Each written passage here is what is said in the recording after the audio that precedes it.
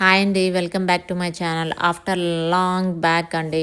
ఇప్పుడైతే spring start అయింది. Almost summer కూడా వస్తుందనమాట. నేను స్కూల్ నుంచి రాగానే మా మమ్మీ బయట రా మమ్మీ నీకు ఒకటి చూపిస్తా అనేసి అన్నది. ఇంకా బయట వెళ్ళి చూడగానే ఆ గ్రాస్ మధ్యలో క్యారెట్ కనిపించింది. ఏంది మమ్మీ క్యారెట్ పెట్టామంటే, మమ్మీ ఇది ర్యాబిట్ హౌస్ మమ్మీ, నేను బిగ్ ర్యాబిట్ చూశాను, సో మేబీ పిల్లలు కూడా లోపల ఉంటాయేమో అని చెప్పి క్యారెట్ పెట్టాను అనేసి అన్నది.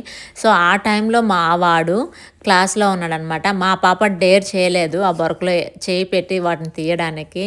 సరే అనేసి ఇంక మా వాడు బయట రాగానే వెళ్ళి ఆ బొరకలో చేయి పెట్టి ఒక పిల్లనైతే బయట తీసాడనమాట. దాన్నైతే మా పాప జెంటల్‌గా ప్యాట్ చేస్తుంది. తనకి సాఫ్ట్ అంటే చాలా ఇష్టము. సో, ఇంక బయట రాగానే మా వాడు ఆ బొరకలో పెట్టి గబగబని చెప్పని 4 తీసుకొచ్చి బయట వేశాడు. So, mummy I want this one pet mummy అనేసి అన్నాడు.